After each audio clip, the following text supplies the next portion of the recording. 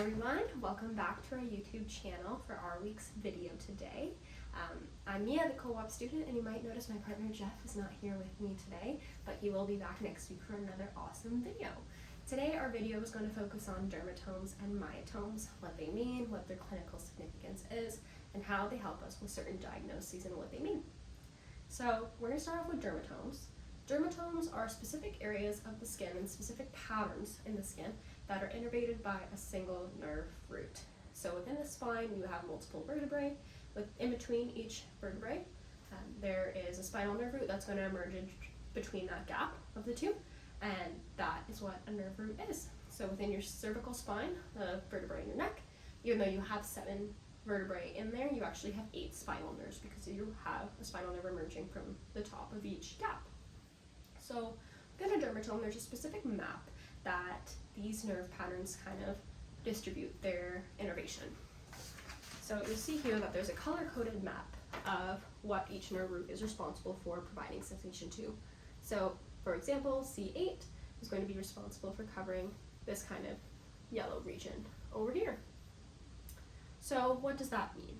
Well, if you had something kind of compressing at the nerve roots, something like a lesion, a disc herniation, a disc bulge that is putting pressure on that nerve, it causes it not to perform as optimally, and you might get things like sensory deficits. You might have some numbness and tingling, and they're not be able to feel that region, and that kind of goes for whatever nerve root is responsible for that sensation. So if you came into clinic and saying that you're having numbness and tingling that all the way down to your knee but doesn't go past that, that would be something of like an L3 representation. This helps us see if there's any sensory deficits going on and where the problem might be stemming from.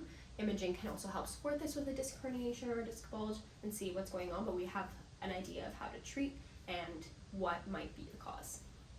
Myotomes follow a similar premise. It's still corresponding to those nerve roots that I mentioned for dermatomes.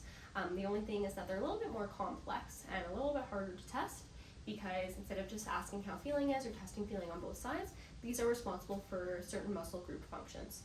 So there's also a chart here that goes through specific myotomes and what action each nerve root is responsible for doing. So for example, C6 would be elbow flexion.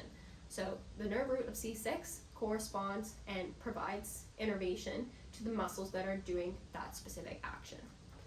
On a similar premise, if you were to have something like a disc bulge or herniation, this can cause this to not happen as effectively, and you're testing for muscle weakness essentially. So there's actually a graded scale that your practitioner will use and kind of test during resistance of those activities and those muscle actions. So elbow flexion is testing for C6. Doing the elbow flexion movement is this. Your practitioner will provide resistance to that and kind of test your strength and see how strong you are and where that muscle should be, and then base a grading scale off of that and dictate some treatment. A common example with a myotome deficit could be a spinal cord injury.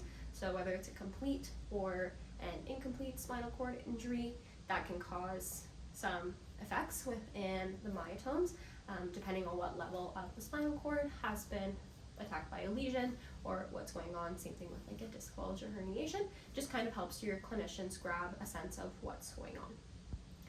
So dermatomes and myotomes are key components into a neurological assessment, helps us know what's going on in levels of the spine and what needs to be worked on. It also can be supported with imaging as well and give us a basis on what we think is going on and where we want to base that imaging off of.